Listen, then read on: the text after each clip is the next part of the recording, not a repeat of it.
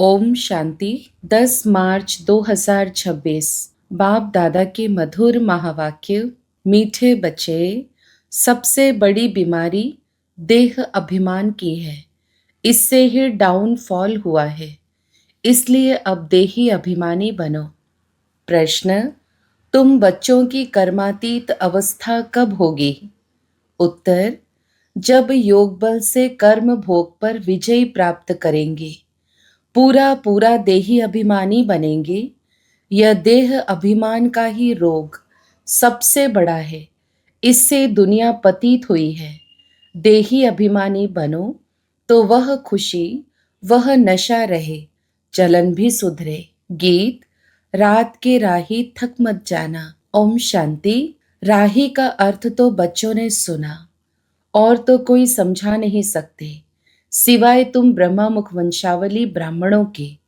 तुम जो देवी देवता थे तो मनुष्य, परंतु तुम्हारी सीरत बहुत अच्छी थी। तुम सर्वगुण संपन्न, 16 कला संपूर्ण थे। तुम विश्व के मालिक थे। हीरे जैसे से कौड़ी जैसा कैसे बने, यह कोई मनुष्य नहीं जानते हैं। तुमने भी नंबरवार पुरुषार्थ अनुसार पलटा खाया है, अर्थात परिवर्तन हुए हैं। अभी तुम देवता बने नहीं हो, रेजुवेनेट हो रहे हो। कोई थोड़ा बदले हैं, कोई की 5%, कोई की 10%। सीरत बदलती जाती है। दुनिया को यह पता नहीं भारत ही हेवन था। कहते भी हैं क्राइस्ट से 3000 वर्ष पहले भारत में देवी देवता थे। उनमें ऐसे गुण थे जो उन्हों को भगवान भगवती कहते थे। अभी तो वह गुण है नहीं, मनुष्य की समझ में नहीं आता। भारत जो इतना साहूकार था, उनका फिर डाउनफॉल कैसे हुआ, वह भी बाप ही बैठ समझाते हैं। तुम भी समझा सकते हो जिनकी सूरत सुधरी है। बाप कहते हैं, बच्चे तुम देवी देवता थे तो आत्म अभिमानी थे। फिर जब रावण राज्य शुरू हुआ तो देह अभिमानी बन पड़े हो। यह देह अभिमान की सबसे बड़ी बीमारी तुमको लग पड़ी है। सतयुग में तुम आत्मा अभिमानी थे, बहुत सुखी थे। किसने तुमको ऐसा बनाया, यह कोई भी नहीं जानते। बाप बैठ समझाते हैं, तुम्हारा डाउनफॉल क्यों हुआ? अपने धर्म को भूल गए हो। भारत वर्थ नॉट ए पेनी बन गया। उनका मूल कारण क्या है? देह अभिमान। यह भी ड्रामा बना हुआ है। मनुष्य यह नहीं जानते कि भारत इतना साहूकार था, फिर गरीब कैसे बना। हम आदि सनातन देवी देवता धर्म के थे, फिर हम कैसे धर्म भ्रष्ट, कर्म भ्रष्ट बने। बाप समझाते हैं, रावण राज्य होने से तुम देह अभिमानी बने तो तुम्हारा यह हाल होने लगा। सीढ़ी भी दिखाई है कैसे डाउनफॉल हुआ। वर्थ नॉट ए पेनी का भी मुख्य कारण देह अभिमान है। यह भी बाप बैठ समझाते हैं। शास्त्रों में कल्प की आयु लाखों वर्ष लगा दी है। आजकल समझदार हैं क्रिश्चियन लोग, वह भी कहते हैं क्राइस्ट से 3000 वर्ष पहले पैराडाइज था। भारतवासी यह समझ नहीं सकते कि प्राचीन भारत ही था जिसको स्वर्ग, हेवन कहा जाता है। आजकल तो भारत की फुल हिस्ट्री ज्योग्राफी को जानते ही नहीं है। थोड़े बच्चों में थोड़ा ज्ञान है तो देह अभिमान आ जाता है। समझते हैं हमारे जैसा कोई है नहीं। बाप समझाते हैं भारत की ऐसी दुर्दशा क्यों हुई। बापू गांधी भी कहते थे, पतित पावन आओ, आकर रामराज्य स्थापन करो। आत्मा को जरूर कभी बाप से सुख मिला है तो पतित पावन को याद करते हैं। बाप समझाते हैं हमारे बच्चे जो शूद्र से बदल ब्राह्मण बनते हैं, वह भी पूरा देही अभिमानी नहीं बनते हैं। घड़ी घड़ी देह अभिमान में आ जाते हैं। यह है सबसे पुराना रोग जिससे यह हाल हुआ है। देही अभिमानी बनने में बड़ी मेहनत है। जितना देही अभिमानी बनेंगे उतना बाप को याद करेंगे, फिर अथाह खुशी रहनी चाहिए। गाया जाता है, परवाह थी पार ब्रह्म में रहने वाले परमेश्वर की, वह मिल गया, उससे 21 जन्म का वर्षा मिलता है। बाकी क्या चाहिए? तुम सिर्फ देही अभिमानी बनो, मामेकम याद करो, भल गृहस्थ व्यवहार में रहो। सारी दुनिया देह अभिमान में है। भारत जो इतना ऊंच था, उसका डाउनफॉल हुआ है। हिस्ट्री ज्योग्राफी क्या है, यह कोई बता न सके। यह बातें कोई भी शास्त्रों में नहीं है। देवताएं आत्म अभिमानी थे, जानते थे एक देह को छोड़ दूसरी लेनी है। परमात्मा अभिमानी नहीं थे। तुम जितना बाप को याद करेंगे, देही अभिमानी रहेंगे, उतना बहुत मीठा बनेंगे। देह अभिमान में आने से ही लड़ना झगड़ना बंदरपना आ जाता है। यह बाप समझाते हैं, यह बाबा भी समझ रहे हैं। बच्चे देह अभिमान में आकर शिव बाबा को भूल जाते हैं। अच्छे अच्छे बच्चे देह अभिमान में रहते हैं, देही अभिमानी बनते ही नहीं है। तुम कोई को भी यह बेहद की हिस्ट्री ज्योग्राफी समझा सकते हो। बरोबर सूर्यवंशी चंद्रवंशी राजधानी थी। ड्रामा का किसको भी पता नहीं है। भारत जो इतना गिरा, डाउनफॉल की जड़ है देह अभिमान। बच्चों में भी देह अभिमान आ जाता है। यह नहीं समझते कि हमको डायरेक्शन कौन देते हैं। हमेशा समझो, शिव बाबा कहते हैं। शिव बाबा को याद ना करने से ही देह अभिमान में आ जाते हैं। सारी दुनिया देह अभिमानी बन गई है। तब बाप कहते हैं, मामेकम याद करो, अपने को आत्मा समझो। आत्मा इस देह द्वारा सुनती है, पार्ट बजाती है। बाप कितना अच्छी रीति समझाते हैं। भल भाषण तो बहुत अच्छा कर लेते हैं, परंतु चलन भी तो अच्छी चाहिए ना। देह अभिमान होने कारण फेल हो जाते हैं। वह खुशी व नशा नहीं रहता है। फिर बड़े विकर्म भी उनसे होते हैं, जिस कारण बड़े दंड के भागी बन पड़ते हैं। देह अभिमानी बनने से बहुत नुकसान पाते हैं, बहुत सजा खानी पड़ती है। बाप कहते हैं, यह गॉडली वर्ल्ड गवर्नमेंट है ना, मुझ गॉड की गवर्नमेंट का राइट हैंड है धर्मराज। तुम अच्छे कर्म करते हो तो उनका फल अच्छा मिलता है, बुरे कर्म करते हो तो उनकी सजा खाते हो। सब गर्भ जेल में भी सजाएं खाते हैं, उस पर भी एक कहानी है। यह सब बातें इस समय की है। महिमा एक बाप की है, दूसरे कोई की महिमा है नहीं। इसलिए लिखा जाता है, त्रिमूर्ति शिव जयंती वर्थ डायमंड, बाकी सब है वर्थ कौड़ी। सिवाय शिव बाबा के पावन कोई बना न सके। पावन बनते हैं, फिर रावण पतित बनाते हैं, जिस कारण सब देह अभिमानी बन पड़े हैं। अब तुम देही अभिमानी बनते हो। यह देही अभिमानी अवस्था 21 जन्म चलती है, तो बलिहारी एक की गाई जाती है। भारत को स्वर्ग बनाने वाला शिव बाबा है। यह किसको पता नहीं है कि शिव बाबा कब आया। उनकी हिस्ट्री तो पहले पहले चाहिए। शिव कहा ही जाता है परम पिता परमात्मा को। तुम जानते हो, देह अभिमान के कारण डाउनफॉल होता है। ऐसा हो तब तो बाप आए राइज करने। राइज और फॉल, दिन और रात, ज्ञान सूर्य प्रगटा, अज्ञान अंधेर विनाश। सबसे जास्ती अज्ञान है यह देह अभिमान। आत्मा का तो किसको पता नहीं है। आत्मा सो परमात्मा कह देते हैं, तो कितने पाप आत्मा हो गए हैं। इसलिए डाउनफॉल हुआ है। 84 जन्म लिए हैं, सीढ़ी नीचे उतरते आए हैं। यह खेल बना हुआ है। यह वर्ल्ड की हिस्ट्री ज्योग्राफी तुम बच्चे जानते हो और कोई नहीं जानते। विश्व का डाउनफॉल कैसे हुआ, वे तो समझते हैं कि साइंस से बहुत तरक्की हुई है। यह नहीं समझते कि दुनिया और ही पतित नर्क बन गई है। देह अभिमान बहुत है, बाप कहते हैं, अभी तुमको देही अभिमानी बनना है। अच्छे अच्छे महारथी ढेर हैं, ज्ञान बड़ा अच्छा सुनाते हैं, परंतु देह अभिमान पूरा हटा नहीं है।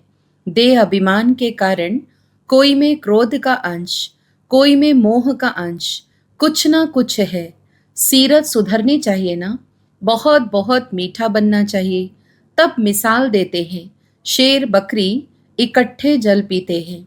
वहां कोई ऐसे दुख देने वाले जानवर भी होते नहीं। इन बातों को भी मुश्किल कोई समझते हैं, नंबर वार समझने वाले हैं। कर्म भोग निकल जाए, कर्मातीत अवस्था हो जाए, यह मुश्किल होती है। बहुत देह अभिमान में आते हैं, पता नहीं पड़ता है हमको यह मत कौन देते हैं। श्रीमत श्री कृष्ण के द्वारा कैसे मिलेगी?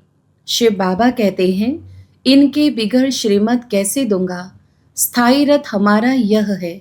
देह अभिमान में आकर उल्टे सुल्टे कार्य करके मुफ्त अपनी बर्बादी मत करो, नहीं तो नतीजा क्या होगा? बहुत कम पद पाएंगे, पढ़े के आगे अनपढ़े भरी ढोएंगे। बहुत कहते हैं भारत की हिस्ट्री ज्योग्राफी जो फुल होनी चाहिए सो नहीं है, तो उनको समझाना पड़े। तुम्हारे सिवाय तो कोई समझा न सके, परंतु देही अभिमानी स्थिति चाहिए, वही उच्च पद पा सकते हैं। अभी तो कर्मातीत अवस्था किसकी हुई नहीं है। इनके अर्थात बाबा के ऊपर तो बहुत झंझट है, कितनी फिक्रात रहती है। भल समझते हैं कि सब ड्रामा अनुसार होता है, फिर भी समझाने के लिए युक्तियां तो रचनी होती है ना। इसलिए बाबा कहते हैं, तुम जास्ती देही अभिमानी बन सकते हो, तुम्हारे ऊपर कोई बोझा नहीं है। बाप पर तो बोझा है। हेड तो यह है ना, प्रजापिता ब्रह्मा, परंतु यह किसको पता नहीं है कि इनमें शिव बाबा बैठे हैं। तुम्हारे में भी कोई मुश्किल इस निश्चय में रहते हैं, तो यह वर्ल्ड की हिस्ट्री ज्योग्राफी जाननी चाहिए ना। भारत में स्वर्ग कब था, फिर कहाँ गया, कैसे डाउनफॉल हुआ, यह किसको पता नहीं है। जब तक तुम नहीं समझाओ तब तक कोई समझ ना सके। इसलिए बाबा डायरेक्शन देते हैं, लिखा पढ़ी करो तो स्कूलों में वर्ल्ड की हिस्ट्री ज्योग्राफी बतानी चाहिए, डाउनफॉल पर भाषण करना चाहिए।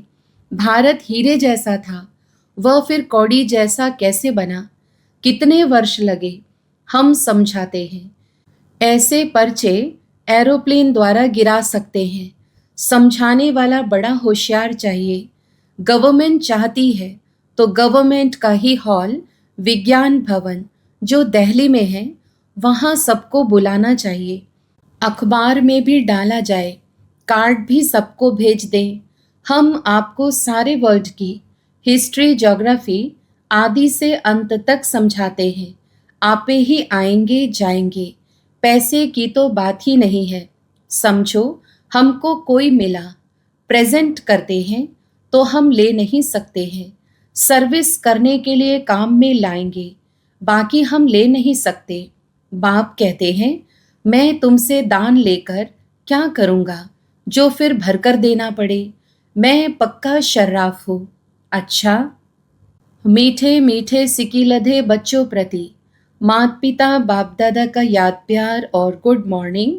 रूहानी बाप की रूहानी बच्चों को नमस्ते। हम रूहानी बच्चों की भी रूहानी माता पिता बाप दादा को याद प्यार, गुड मॉर्निंग और नमस्ते। धारणा के लिए मुख्य सार। पहला, देह अभिमान में आकर कोई भी उल्टा सुल्टा कार्य नहीं करना है। देही अभिमानी बनने का पूरा पूरा पुरुषार्थ करना है। अपनी सीरत अर्थात चलन सुधारते रहना है। दूसरा, बहुत बहुत मीठा शीतल बनना है। अंदर में क्रोध मोह का जो भूत है उसे निकाल देना है। वरदान, रिगार्ड देने का रिकॉर्ड ठीक रख, खुशी का महादान करने वाले पुण्य आत्मा भव। विस्तार, वर्तमान समय चारों ओर रिगार्ड देने का रिकॉर्ड ठीक करने की आवश्यकता है। यही रिकॉर्ड फिर चारों ओर बजेगा। रिगार्ड देना और रिगार्ड लेना। छोटों को भी रिगार्ड दो, बड़ों को भी रिगार्ड दो। यह रिगार्ड का रिकॉर्ड अभी निकलना चाहिए, तब खुशी का दान करने वाले महादानी पुण्य आत्मा बनेंगे। किसी को रिगार्ड देकर खुश कर देना, यह बड़े से बड़ा पुण्य का काम है, सेवा है। स्लोगन: हर घड़ी को अंतिम घड़ी समझकर चलो तो एवर रेडी रहेंगे। मातेश्वरी जी के अनमोल महावाक्य। पहला, तमोगुणी माया का विस्तार। सतोगुणी, रजोगुणी, तमोगुणी, यह 3 शब्द कहते हैं। इसको यथार्थ समझना जरूरी है। मनुष्य समझते हैं यह तीनों गुण इकट्ठे चलते रहते हैं, परंतु विवेक क्या कहता है? क्या यह तीनों गुण इकट्ठे चले आते हैं? वह तीनों गुणों का पाठ अलग अलग युग में होता है। विवेक तो ऐसे ही कहता है कि यह तीनों गुण इकट्ठे नहीं चलते। जब सतयुग है तो सतोगुण है, द्वापर है तो रजोगुण है, और कलयुग है तो तमोगुण है। जब सतो है तो तमो रजो नहीं, जब रजो है तो फिर सतोगुण नहीं है। यह मनुष्य तो ऐसे ही समझकर बैठे हैं कि यह तीनों गुण इकट्ठे चलते आते हैं। यह बात कहना सरासर भूल है। वो समझते हैं जब मनुष्य सच बोलते हैं, पाप कर्म नहीं करते हैं, तो वो सतोगुणी होते हैं। परंतु विवेक कहता है जब हम कहते हैं सतोगुण, तो इस सतोगुण का मतलब है संपूर्ण सुख। गोया सारी सृष्टि सतोगुणी है। बाकी ऐसे नहीं कहेंगे कि जो सच बोलता है वो सतोगुणी है और जो झूठ बोलता है वो कलयुगी तमोगुणी है। ऐसे ही दुनिया चलती आती है। अब जब हम सतयुग कहते हैं तो इसका मतलब है सारी सृष्टि पर सतोगुण सतो प्रधान चाहिए। हाँ, कोई समय ऐसा सतयुग था जहाँ सारा संसार सतोगुणी था। अब वो सतयुग नहीं है, अभी तो है कलयुगी दुनिया। गोया सारी सृष्टि पर तमो प्रधानता का राज्य है।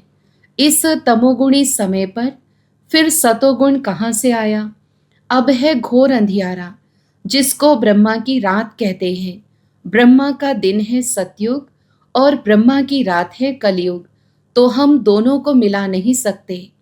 दूसरा, कलयुगी असार संसार से सतयुगी सार वाली दुनिया में ले चलना एक परमात्मा का ही काम है। इस कलयुगी संसार को असार संसार क्यों कहते हैं? क्योंकि इस दुनिया में कोई सार नहीं है। माना कोई भी वस्तु में वो ताकत नहीं रही, अर्थात सुख शांति पवित्रता नहीं है जो इस सृष्टि पर कोई समय सुख शांति पवित्रता थी। अब वो ताकत नहीं है, क्योंकि इस सृष्टि में 5 भूतों की प्रवेशता है। इसलिए ही इस सृष्टि को भय का सागर अथवा कर्म बंधन का सागर कहते हैं। इसलिए ही मनुष्य दुखी हो परमात्मा को पुकार रहे हैं, परमात्मा हमको भव सागर से पार करो। इससे सिद्ध है कि जरूर कोई अभय अर्थात निर्भयता का भी संसार है जिसमें चलना चाहते हैं। इसलिए इस संसार को पाप का सागर कहते हैं, जिससे पार कर पुण्य आत्मा वाली दुनिया में चलना चाहते हैं। तो दुनियाएं 2 हैं, एक सतयुगी सार वाली दुनिया, दूसरी है कलयुगी असार की दुनिया। दोनों दुनियाएं इस सृष्टि पर होती हैं। अभी परमात्मा वह सार वाली दुनिया स्थापन कर रहे हैं। अव्यक्त इशारे निश्चय के फाउंडेशन को मजबूत कर सदा निर्भय और निश्चिंत रहो। जैसे ज्ञान की सब्जेक्ट है वैसे सेवा की भी सब्जेक्ट है। जो इसमें फेथफुल निश्चय बुद्धि है वही नंबर आगे जा सकता है। सुबह से रात तक अपना फिक्स प्रोग्राम डेली डायरी बनाओ, क्योंकि जिम्मेवार आत्माएं हो, रिवाजी आत्माएं नहीं। विश्व कल्याणकारी आत्माएं हो तो जो जितना बड़ा आदमी होता है उसकी दिनचर्या सेट होती है। अच्छा, ओम शांति।